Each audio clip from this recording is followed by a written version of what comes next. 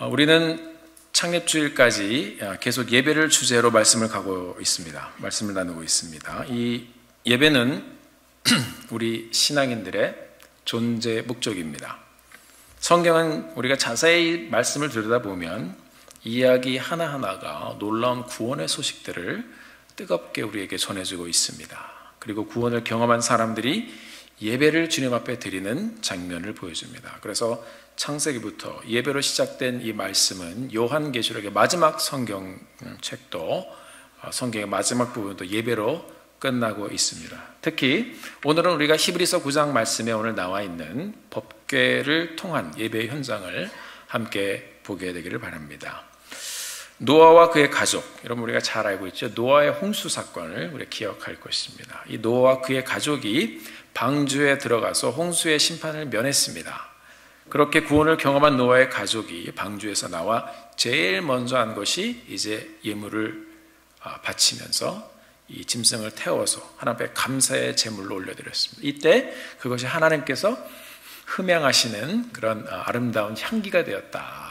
지난주에 말씀을 함께 나누었습니다. 이 방주를 영어로 ark, 그래서 Noah's Ark, 애들 그 그림 성경 보면 그 내용이 많이 나와요. 여러분들 ark 이 단어를 아실 거예요. 그리고 히브리 말로는 이 ark를 테바라고 그럽니다. 나무 상자란 말이에요. 그래서 ark, 테바. 이스라엘이 애굽의 종이 되어서 약 400년 동안 고통 가운데 있을 때 하나님께서 그들을 구원하실 계획으로 지도자 모세를 준비하십니다. 그때 역사를 보면 히브리 사람들이 점점 많아지니까 이 이집트 왕 바로가 두려운 마음이 들었습니다. 그래서 어느 순간부터 나는 남자아이들을 전부 다 죽이라고 합니다. 그리고 여자아이들은 내버려두고요. 그래서 남자아이들이 그렇게 울음소리가 나고 집에서 태어난 줄 알면 돌아다니다가 사람들이 죽였습니다. 그런 험한 시대에 모세가 태어났습니다. 모세의 어머니가 모세를 숨겨서 키우다가 이제 이 아이가 자꾸 우니까 우는 소리에 잡힐 것이 두려워서 이제 갈대 상자를 만듭니다. 그래서 여기에 이집트의 왕 바로의 딸이 목욕을 하고 있었는데 강가에서 거기에 맞춰서 아이를 이렇게 떠내려 보냅니다. 그냥 맡긴 거죠, 하나님 앞에. 바로의 딸이 갈대 상자를 열어보고 그 안에 모세를 보고 아이를 불쌍히 여겨서 데려다가 키웁니다. 어린 모세가 구원을 경험했습니다. 그 구원받았던 갈대 상자, 이것이 또 히브리 말로 테바라고 기록이 되어 있습니다. 그러니까 우리가 원어의 내용을 보면 테바, 노아's ark, 그것도 테바고 갈대 상자도 테바입니다. 그리고 이 ark, 방주라는 말과 똑같습니다. 그것이 바로 구원을 받게 한 그런 상자입니다. 자, 이제 홍해를 건너서 이스라엘 백성들이 광야로 들어왔습니다. 이 이스라엘 백성들에게 하나님께서 예배를 가르치셨어요. 예배를. 그래서 성막을 짓게 하셨는데요. 성막은 둘로 나누어졌어요. 오늘 히브리서 9장에 그게 간단하게 나와 있는데 이 둘로 나눠진 성막은 직사각형이에요. 3분의 2는 성소, holy place, the holy place. 그 다음에 그 3분의 1은 이게 정사각형 정육면체입니다. 그것을 the holy of the holy place, 지극히 성스러운, 거룩하고 거룩한 장소라고 해서 지성소라고 불렀습니다.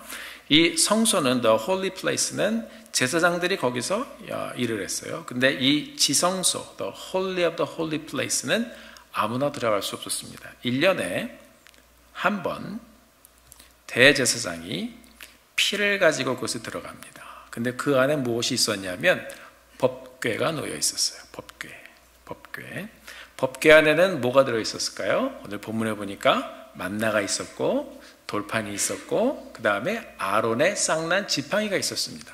그러니까 법궤 안에는 만나, 돌판, 아론의 쌍난 지팡이가 있었습니다. 그런데 이 대제사장이 속죄로 들어가서 이 피를 가지고 들어가서 법궤 주위에 뿌립니다. 자, 하나님의 임재를 상징하는 이 장소, 그 안에 있는 하나님의 임재를 상징하는 법궤, 그리고 1년에 한 번 속죄를 드리는 예식을 치를 때 거기에 들어가서 피를 뿌린다. 이것이 오늘 본문에서 보여주고 있는 내용입니다. 자, 이 법궤, 그 법궤를 영어 성경을 보면 그것도 Ark라고 되어 있습니다. 자, 그러니까 노아의 방주도 Ark, 그리고 모세를 담았던 갈대 상자도 Ark, 그 다음에 만나와 돌판과 아론의 쌍난 지팡이가 들어있는 하나님의 임재를 상징하는 이 법궤도 Ark, 전부 다 Ark입니다. 자, 지성소 안에 이 법궤를 Ark로 불렀는데, 이 법궤는 히브리 말로 아론이란 말입니다. 아론이란 말은 나무 상자라는 뜻이에요. 그래서 법궤는 나무로 만들었는데 금으로 완전히 도배를 해서 입혔습니다. 자, 그러면 이 아론이란 말이나 테바란 말을 보면 의미는 똑같습니다. 자, 칠판, 그것을 우리 옛날 어르신분들 흑판이라고 부르시는 분도 있습니다. 같은 말이죠. 그 다음에 사과를 부르는 또 다른 말이 뭐가 있죠? Thank you. 네, 능금. 능금이나 사과나 마찬가지예요. 근데 우리가 능금 먹어라 그러지는 않잖아요. 사과 먹어라 이렇게 얘기하죠. 자, 그러니까 같은 말이에요. 그러니까 테바나 아론이나 나무상자라는 같은 말입니다. 그러나 그것이 갖고 있는 공통적인 뜻은 Ark, 구원과 연관이 있다는 것입니다. 자, 오늘 특별히 이 지성소의 예식을 본문 히브리서 9장에서 히브리서 기자가 기록하면서 어떻게 예배를 드리고 있는지 저희들이 한번 보면서 우리가 이 법궤 예배를 통해서 그 안에 물건들을 통해서 왜 그곳에 피를 뿌려야 했는지 저희들이 함께 생각하며 하나님 앞에 다시 한번 우리의 예배를 잡아보고 드려보기를 소원합니다. 자, 지성소의 속죄 제사는 1년에 한 번 대제사장이 들어가서 집행했다고 했습니다. 제물을 잡아 피를 뿌렸다고 했습니다. 그 법궤 안에 세 가지, 과연 어떤 의미가 있을까요? 먼저 우리가 만나를 보겠습니다. 만나, 제가 어려서 먹던 간식 중에도 만나라는 게 있었습니다. 만나가 맞나요? 맛이 나요. 자, 춥네요. 자, 홍해를 건너 안 그러려고 그러는데 그냥 나와요 이게. 뭐라 그러려고 그랬나? 네. 홍해를 건너서 백성들이 광야로 들어왔습니다. 광야로 들어왔는데 백성들이 곧바로 직면한 문제가 있었어요. 그게 뭐냐 하면은 먹을 게 없었어요. 여러분 한번 생각을 해보십시다. 만약에 제가 막 어떻게 여러분들 이렇게 막 해가지고 갑시다 그랬는데 그냥 인생을 다 걸고 간 게 아니고 그냥 놀러 갔다고 생각을 해봅시다. 이렇게 저 따라서 다 왔어요. 갔는데 제가 아무것도 준비를 안 했어요. 먹을 게 하나도 없어요. 그러면 여러분 뭐라고 그러시겠습니까? 뭐라고 그러시겠죠. 당연한 거죠. 아니 뭐 준비도 하나도 없이 그렇게 오라고 그러면 어떡하냐고. 마찬가지예요. 여기 광야의 하나님의 역사를 보면서 이 이스라엘 백성들이 왔는데 딱 뭐 홍해까지 갈라서 왔는데 먹을 게 없었어요.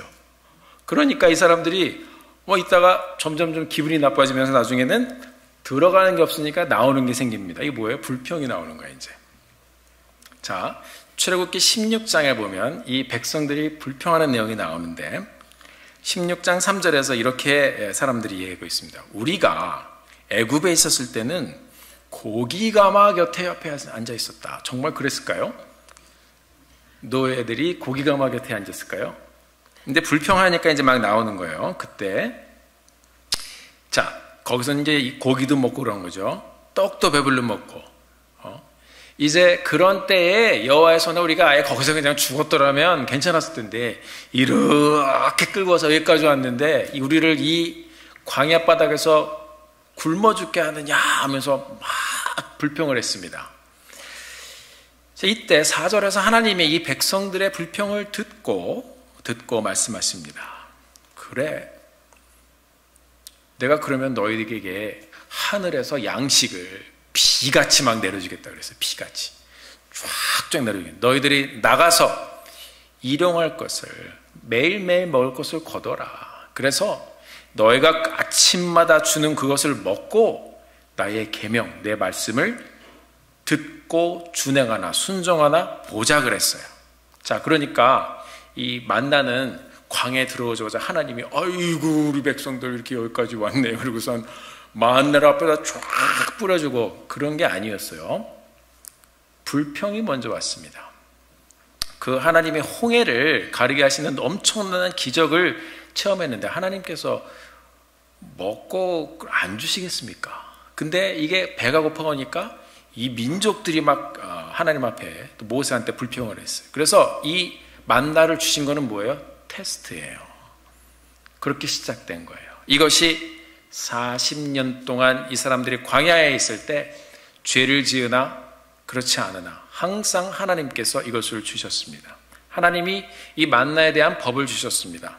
매일매일 먹을 만큼만 가지고 가라 그랬습니다. 그리고 안식일 전에는 이틀분을 가져가라 그랬습니다. 그게 전부예요. 그러니까 백성들이 지켰을까요? 안 지켰을까요? 네, 지켰으면 제가 얘기를 안 하겠죠. 어떤 사람은 못 믿어서 그 다음날 안 나오면 어떡하나 그래서 많이 가지고 갔는데 하루만 지나면 다 썩었습니다. 그 어떤 사람은 믿음이 너무 좋아가지고 안식일에 내일도 주시겠지. 근데 못 먹었어요. 그런 사람들은 어떻게 하나님의 말씀대로 자 쌓아놓을 필요가 없이 하나님께서 매일매일 주셨습니다. 너무나도 신실하게 이스라엘 백성들에게 먹을 것을 공급해 주셨습니다. 자, 그렇게 해서 광야 생활 40년 동안에 굶어 죽은 사람이 하나도 없었습니다. 자, 그럼 이 만나가 우리가 하나님께서 40년 동안 우리 민족에게 또 40년 동안 우리에게 만나를 주셨다. 한 번도 안 굶었다. 하나님은 신실하시다. Really? 이 만나는 테스트예요. 만나의 법칙 먹을 만큼만 가져가라. 또 하나의 테스트는 뭐예요? 너희가 이 만나를 먹고 하나님을 경험한 너희가 과연 나에 대한 믿음과 신뢰와 이 말씀에 대한 준행을 하나하나 보자. 근데 다 떨어졌어요. 만나는 신실한 하나님의 공급의 증거 같지만 성경을 보면 여러분 그게 아니에요. 우리는 그것을 잘못 생각하고 있었습니다. 만나는 하나님이 우리 인생을 향한 도전입니다. 너희들이 배고프다고 불평했니? 내가 매일 공급해 주는 것 이거 먹고 순종하며 사나 보자. 여러분 우리 주위에 감사의 조건들이 참 많지 않습니까?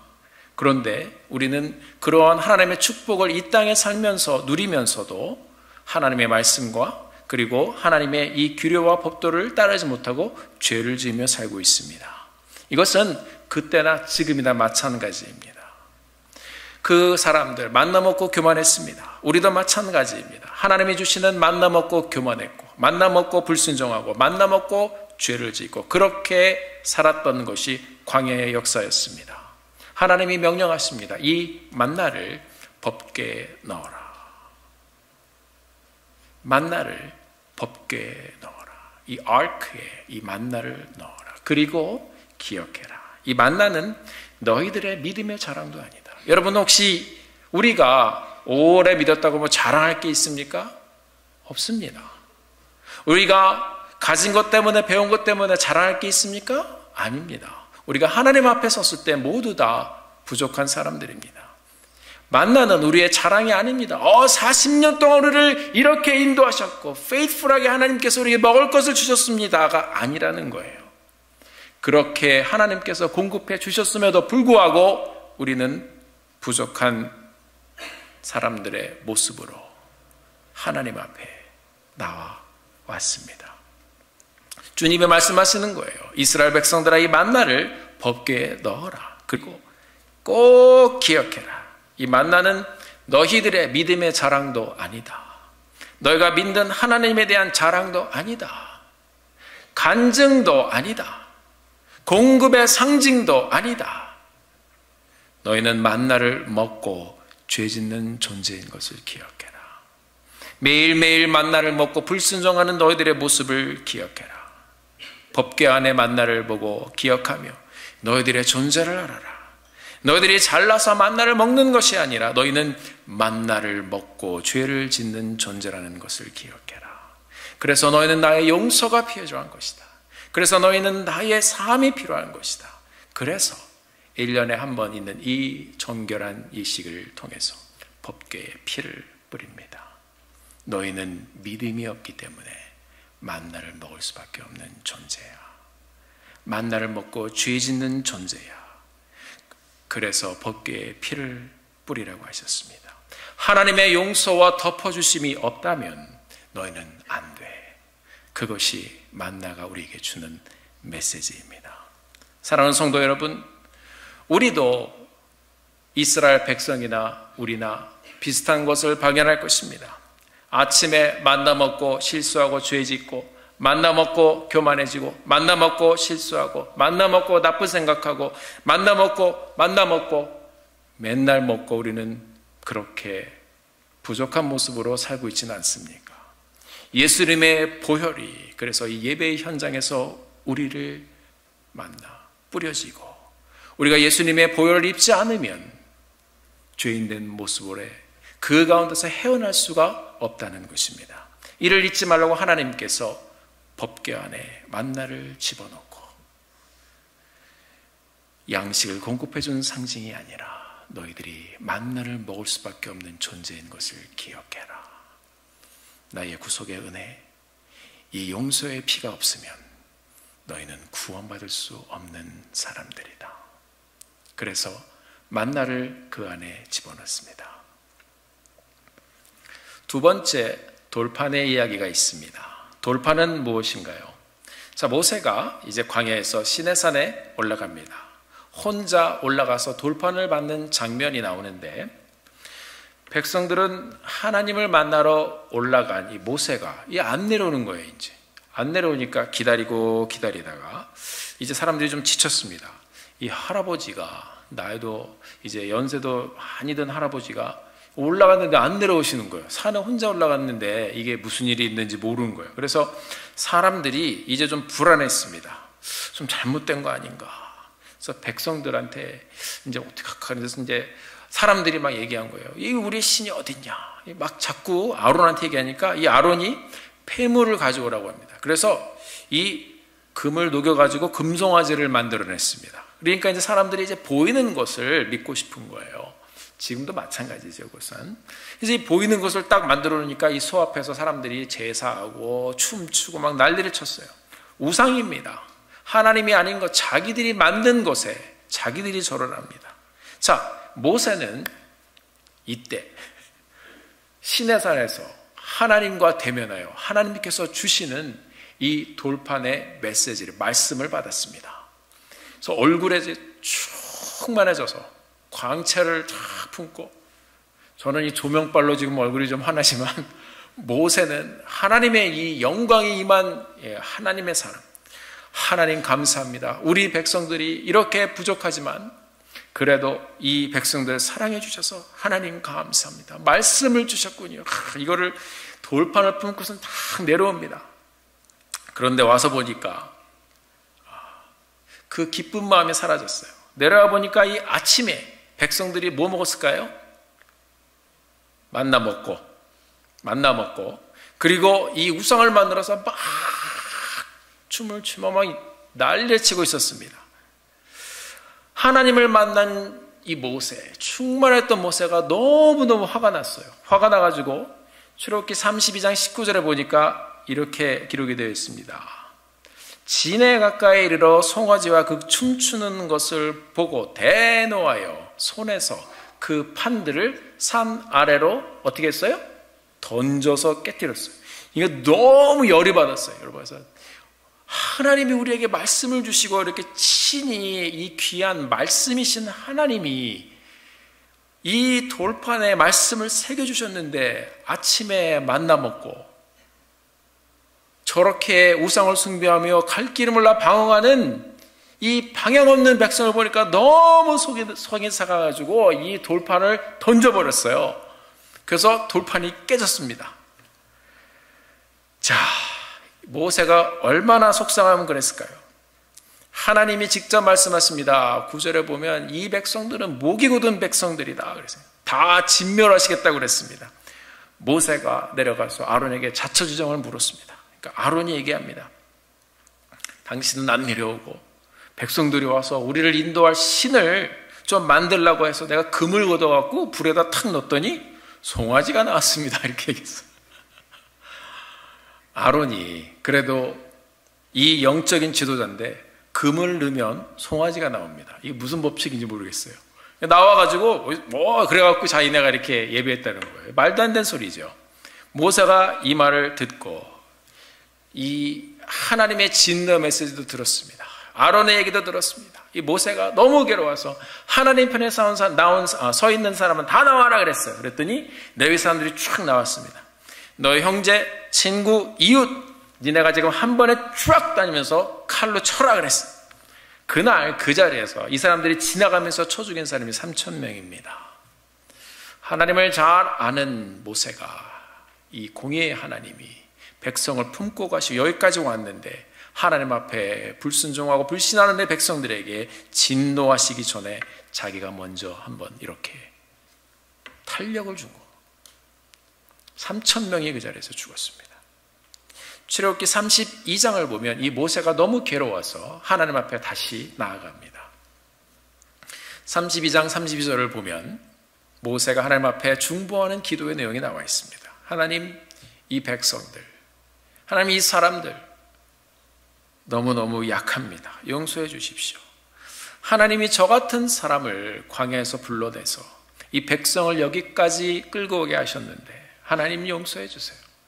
진노를 거두시고 이 사람들을 용서해 주세요. 하나님. 그렇지 않으시면 이 사람들을 살리시고 저를 죽게 하시고 제 이름도 이 생명책에서 이름도 그냥 지워버리십시오 그랬습니다. 이 모세의 간절한 중보에 하나님이 감동하셨어요. 그리고 백성들을 불쌍히 여기셔서 다시 돌판을 만들어주시는 장면이 34절에 나옵니다. 34장에 나옵니다. 그래서 출애굽기 34장 1절을 보면 이렇게 기록이 되어 있어요. 모세야, 내가 준 돌 네가 깨뜨렸지. 네. 여기는 안 나왔지만 그렇게 제가 생각을 해볼 수 있겠죠. 그래서 얘기합니다. 돌판 둘을 처음 거 네가 받은 거 기억하지. 그거 2개 준비해라. 첫 번째 거는 내가 준 거지만 네가 깨뜨렸으니까 두 번째 거는 네가 깨뜨렸으니까 네가 준비해라. 그래서 돌판을 2개를 다듬어서 그리고 갖고 오라고 그랬습니다. 그 할아버지가 돌판 2개를 갖고 다시 산으로 올라갑니다. 얼마나 힘들었겠어요. 승질 부렸다가 이거 깨뜨려 먹고 다시 갖고 올라가네. 다시 주시는 게 어딥니까? 그래서 하나님께서 이 다시 만든 돌판에 말씀을 새겨 주셨습니다. 그리고 이 다시 만든 돌판, 이것을 법궤에 집어넣으라고 말씀하십니다. 그리고 대제사장이 이 돌판이 들어있는 법궤에 1년에 한 번씩 피를 뿌려가며 용서를 구합니다. 왜 이 귀한 하나님의 말씀인 돌판에 어쩌면 이 이스라엘 백성도 우리가 말씀을 받았다. 우리가 선택받은 민족이다. 우리에게 하나님의 이 귀한 메시지를 주셨다. 근데 거기다가 왜 피를 뿌리라고 하셨을까요? 이스라엘아, 너희는 나의 말씀을 받았다고 제발 자랑하지 말아라. 먼저 믿었다고 자랑하지 말아라. 너는 패역한 백성으로 이미 그때 전부 다 전멸해서 죽었어야 했다. 너는 이미 우상숭배로 하나님의 말씀 앞에 우상숭배로 패역했던 너희를 내가 용서했다. 이 돌판을 기억해라. 너희는 오리지널 돌판을 주어도 못 받는 그런 존재야. 법궤 안에 있는 돌판은 오리지널이 아닙니다. 그것은 깨뜨려 먹었습니다. 너희들은 그렇기 때문에 부족한 너희들의 모습 때문에 오리지널 내가 직접 만들어 직접 carve한 그 말씀, 그것을 너희는 잃어버렸어. 이 돌판을 기억해라. 그리고 스스로를 놓고 생각해라. 우리는 오리지널 돌판을 줘도 못 받는 그런 백성들입니다. 너희는 그래서 구속의 피, 은혜의 피, 용서의 피, 그 용서에 하나님의 손길이 없으면 도무지 소망이 없는 사람들이다. 그래서 그곳에 속죄의 피를 붓습니다. 너희는 오리지널 돌판을 받지 못하는 존재들이야. 너희는 용서의 은혜가 필요한 존재들이야. 여러분, 우리도 예수를 믿습니다. 저도 횟수로 따지면 그래도 이 나이에 예수께 오래 믿은 사람 중에 한 사람입니다. 그러나 하나님께서는 그것도 다 내려놓으라고 말씀하십니다. 우리가 성경을 아는 지식, 내가 그것에 대한 자랑, 이 세상의 모든 자랑들, 여러분, 하나님께서는 다 내려놓으라고 말씀하십니다. 여러분, 처음 하나님을 믿으셨을 때 그 첫사랑을 어디에 두고 계신가요? 이전에 순수한 마음으로 예수를 믿고 그렇게 하나님 그 말씀, 예수님 그 단어만 들어도 내 마음이 뭉클뭉클하던, 나 같은 죄인을 살려주셨던 그 하나님을 기억하던 그때의 모습이 있습니까? 왜 말씀을 줄줄 외우던 바리새인과 사두개인들이 예수님께 이 독사의 새끼들아 하면서 욕을 먹었겠습니까? 인생이 교만하면 끝도 없습니다. 하나님께서는 그런 인생들에게, 특별히 먼저 믿고 말씀을 가지고 있다는 인생들에게 너희들도 예수의 피가 없으면 소망이 없는 것이다. 그래서 이 돌판을 법궤에 놓고 피를 뿌리라고 말씀하셨습니다. 이제 뭐가 하나 남았나요? 아론의 쌍난 지팡이가 남아 있습니다. 법궤 안에 이 마지막 물건인 아론의 쌍난 지팡이, 이 사건을 보면 이 마른 지팡이에 싹이 나고 잎이 나고 꽃이 피고 열매가 맺어서 할렐루야. 어떤 분들은 아멘 해주셔서 감사합니다. 그런데 실은 그 아멘이 아니고 이 아멘은 잘 들어보시기 바랍니다. 그런 것을 가지고 부활을 설명을 하는 사람도 있어요. 또 뭐 이렇게 짜맞추면 됩니다. 그러나 우리가 이 아론의 지팡이의 역사를 생각하면 그것이 그 증거가 아니라는 것입니다. 민수기 16장 17장을 여러분 집에 가셔서 오늘 다시 한번 잘 읽어보시기 바랍니다. 자, 어느 날 이제 이 이스라엘 백성들이 모여 있는데 레위 지파 중에서 고라라는 사람과 그의 자손들이 주동이 되어서 모세에게 나와서 따지기 시작합니다. 뭐라고 따졌냐면 이스라엘 회중중에는 정말 이 잘나고 젊고 훌륭한 족장이 250명이나 있는데 하나님께서 그들과 함께 하시는 것도 우리가 분명히 보고 있는데 왜 유독 모세만 앞에서 이렇게 설치고 있습니까? 그랬어요. 왜 혼자만 앞에서 지도자 노릇을 하는 것입니까? 우리도 그렇게 하자.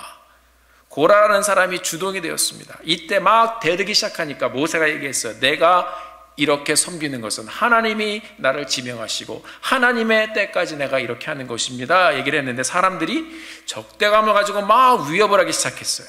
모세가 나쁜 짓을 한 것도 아니고 그렇다고 해서 무슨 더러운 일을 그 앞에서 취한 것도 아니고 그랬는데, 그래서 모세가 그런 얘기도 합니다. 하나님, 저는요 낙이 한 마리도 취한 게 없습니다. 하나님께 그렇게 막 하소연해서 얘기했어요. 16장 15절, 민수기 16장 15절에 보면 나옵니다. 그렇게 막 얘기하면서 하나님, 나 그런 적이 없습니다. 그런데 16장 19절에 보면 이제 점점점 상황이 좀 위험해져 가요. 그래서 고라의 자손들이 막 이렇게 막 회막문에 막 와가지고요, 이 모세하고 아론을 막 대적하려고 했습니다. 이때 여호와의 영광이 임하는 것을 봅니다. 모세가 너무 괴로워서 하나님 앞에 기도했으면, 하나님, 제가 섬기는 것도 제 마음대로 한 것이 아닌데요, 하나님 그것 좀 보여주세요. 하나님, 사람이 일반적으로 다 죽지 않습니까? 하나님, 만약에 하나님이 저를 세우셨음을 다른 사람들, 저 사람들이 보게 하시려면 이 반역하는 250명을 내가 어떻게 이기겠습니까? 그러니까 하나님이 그 자리에서 저 사람들 서 있는 데서 못 오게 땅을 갈라서 다 삼켜버리시면 내가 여호와 하나님이 저 사람들이 하나님을 멸시한 것으로 내가 알겠습니다. 이렇게 얘기했어요. 그러니까 하나님이 정말로 나를 세웠으면 땅이 갈라져서 저들을 삼키게 하라고 그랬어요. 그런 하나님 앞에 하소연을 하면서 얘기했더니 끝나자마자 32절 33절 보면 이렇게 이루게 됐습니다. 땅이 그 입을 열어 그들과 그 가족과 고라에 속한 모든 사람들과 그 물건을 삼킴에 그들과 그 모든 소속이 산채로 구덩이에 빠지며 그 위에 합하니 그들이 모든 회중 가운데서 망하니라 그랬습니다. 이것을 보고 다른 사람들이 놀라가지고 야 이러다 우리도 죽겠다고 다 도망갔어요. 자, 이쯤 되면 그 정도 사건을 봤으면 와 어떻게 이런 일이 있냐, 저 모세라는 사람은 정말 하나님이 세우셨구나 하고선 이 사람들이 무서워서 그냥 하나님의 주권이 여기 있구나 하고선 조용했을 거예요. 근데 이 사람들이 얼만큼 패역했냐 하면요, 그 다음날에 또 왔어요. 또 와가지고 모세와 원망을 다시 원망합니다. 야 이제 너 때문에 250명이 죽었다 그러면서 이 사람들이 막 회중이 막 와가지고 막 반박을 하니까 얼마나 또 무서웠겠어요. 더 많이 왔지만. 그러니까 이때는요 하나님의 영광이 다시 또 임했어요. 모세가 그걸 딱 봤습니다. 그러니까 이 사람들이 와서 이제 막 사람들이 막 다 얘기합니다. 물러가라 모세, 물러가라 모세 그러면서 이러니까 거기 보면은 그 성경에 이렇게 써 있어요. 뭐냐, 아론과 모세를 원망해서 막 아론을 칠 때, 모세를 칠 때 이렇게 되어 있습니다. 그게 이 친다는 말이 규탄한다 그런 말이에요. 그러니까 물러가라 모세 이런 거예요. 많은 사람들이 와서 점점 막 덤비려고 생각한다고 본다고 막 생각을 해보십시오. 이 상황이 얼마나 굉장히 무서운 상황입니까? 이 두 사람 이거 전부가 막 저 혼자 여기 서 있는데 여러분들이 저한테 와가지고 막 이래보세요. 그럼 제가 어떻게 당해요? 이때 모세가 하나님의 영광에 다시 임하는 것을 보았습니다. 그리고 하나님의 말씀을 들었습니다. 내가 이들을 멸할 것이다. 하나님이 진노하셨어요. 그래서 이 모세가 이 말씀을 듣자마자 아론에게 얼른 가서 얘기했습니다. 아론, 하나님을 대적하는 백성들에게 하나님의 진노가 임했습니다. 당신은 빨리 가서 우리가 제사를 드리는 제단 위에 있는 불을 향로에 담고 빨리 회중에 가서 보십시오. 얼른 가서 그 사람들 죄를 속죄하십시오 그랬어요. 여호와께서 지금 노하셔서 극한 전염병, 성경에 보면 연병이라고 되어 있습니다. 아주 심한 전염병으로 사람들을 죽이시고 쓰러뜨릴 것입니다. 그러니까 아론이 얼른 가서 이 불 가지고서 막 뛰어갔습니다. 불을 취해서 회중 가운데 딱 가보니까 벌써 사람들이 막 죽으면서 쓰러져 가고 있었어요. 아론이 그 사람들 쓰러져 가는 데를 막 뛰어가다가 아직 죽지 않은 사람하고 죽은 사람 중간에 이 불을 들고 딱 섰더니 죽어 넘어가는 사람의 움직임이 멈췄습니다. 그 고라당의 반역으로 14,700명이 그날 목숨을 잃었습니다. 이 사건 후에 하나님께서 모세에게 말씀하셨습니다. 모세야, 12지파 족장의 지팡이를 모두 가지고 와라.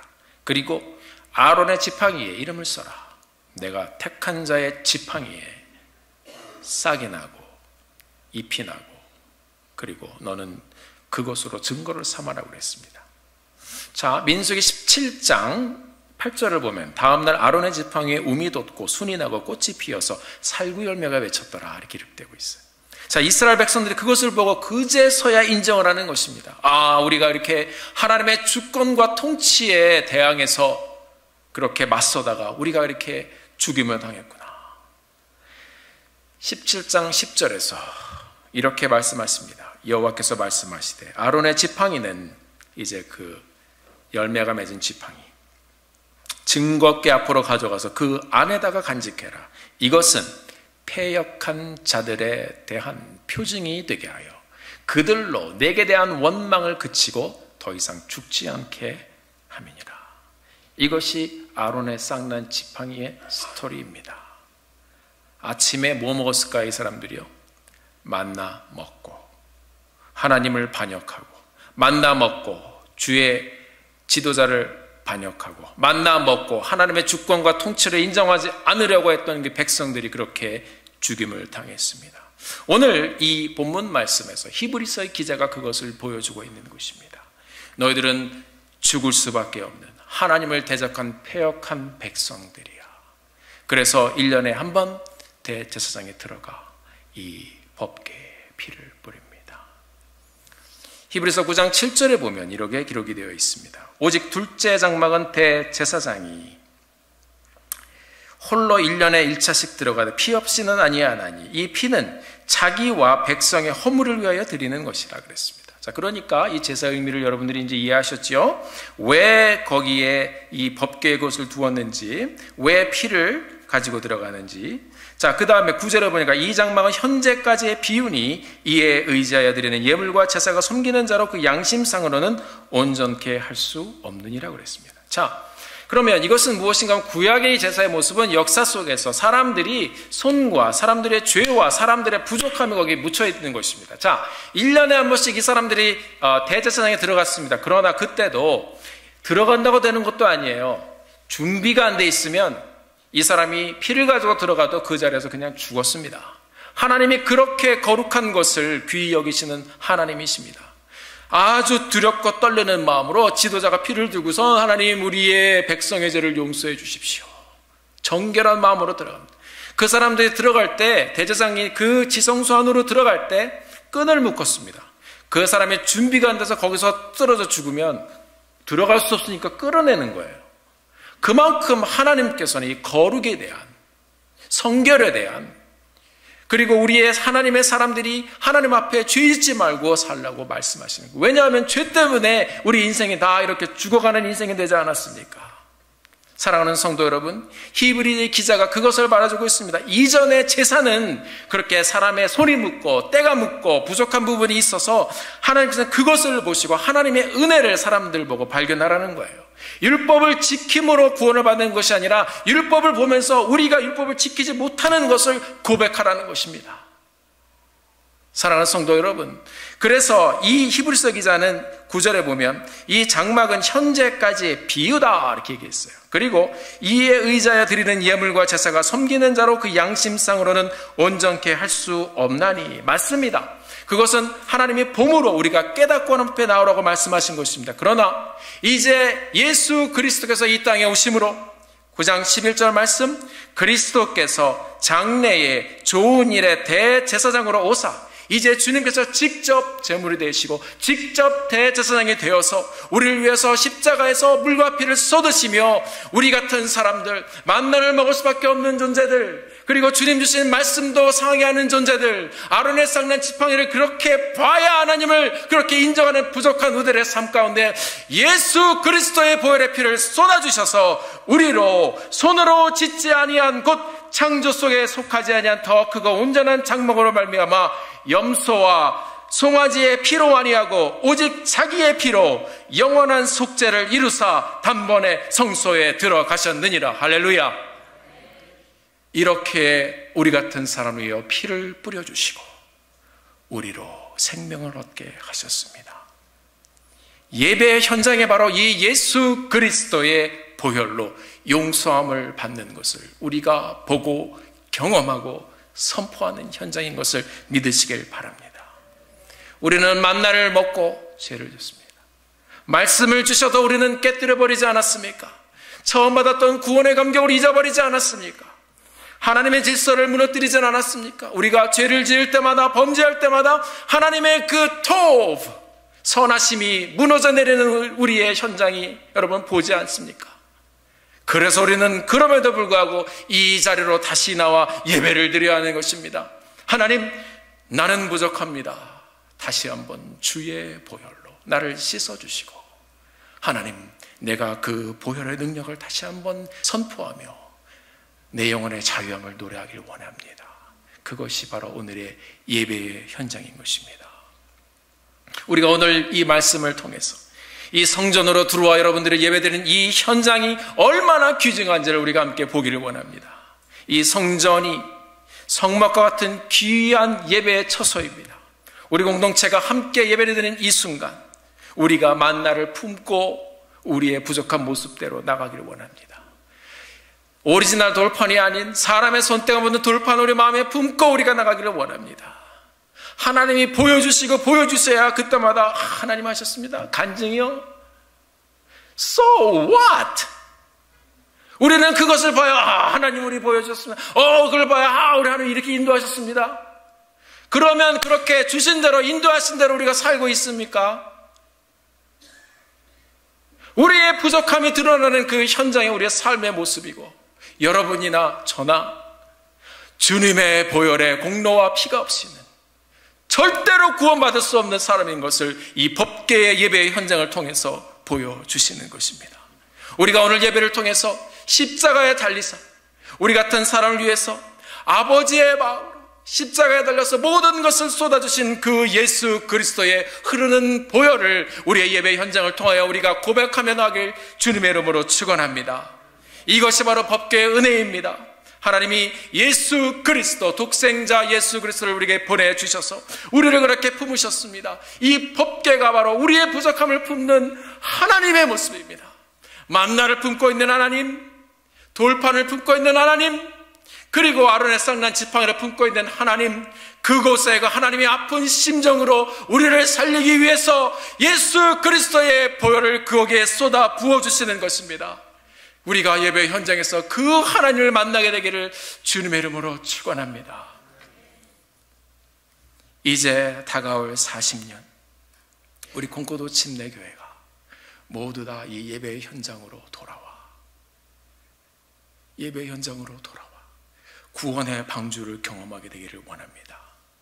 노아의 방주, 그것이 아크, 구원의 방주였습니다. 모세를 살렸던 갈대 상자도 파피루스 테바, 이것도 아크, 구원의 상자였습니다. 법궤 아크.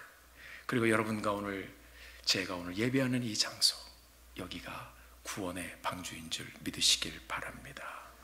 이제 앞으로 다가올 40년, 어쩌면 이렇게 숫자도 40년, 이게 40년, 우리 교회가 올해 40년째, 이제 광야의 여정을 지나 이제 가나안 땅으로 들어가는 정복의 시기를 맞는 이 콩코드 침례교회 되기를 주님의 이름으로 축원합니다.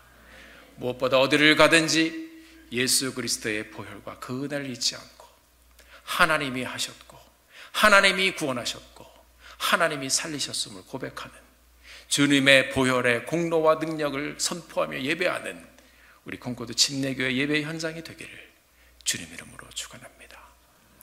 그래서 오직 예수 그리스도만 드러나는 귀한 우리 침례교회의, 콩코드 침례교회 예배 현장이 되기를 예수님의 이름으로 축원합니다. 기도하겠습니다. 나의 아버지 하나님, 우리는 매일매일 만나를 먹습니다. 하나님께서 공급하여 주시는 음식과 공급하여 주신 축복을 누리면서 우리는 동시에 돌판을 깨뜨립니다. 그리고 아론의 쌍난 지팡이 같은 인생의 그러한 것들을 보아야 겨우 하나님을 알고 고백하는 그런 부족한 사람들입니다. 오늘 우리가 이 법궤 아크의 예배의 현장을 통해서 우리가 하나님을 다시 한번 만나고 바라보기를 소원합니다. 그렇습니다. 주님, 우리는 주님이 없으면 아무것도 할 수 없는 존재들입니다. 우리는 주님이 없으면 아무것도 이룰 수 없는 존재들입니다. 우리를 불쌍히 여겨주시고 예배의 현장에 다시 한번 예수 그리스도의 구원의 보혈에 젖어 하나님께서 주시는 구원의 선물을 다시 한번 선포하며 하나님 앞에 온전히 예배를 드리며 새로운 심령과 마음으로 새로운 한 주를 출발할 수 있는 저희를 되게 하여 주시옵소서. 예수 그리스도의 거룩하신 이름 받들어 간절히 기도드렸습니다. 아멘.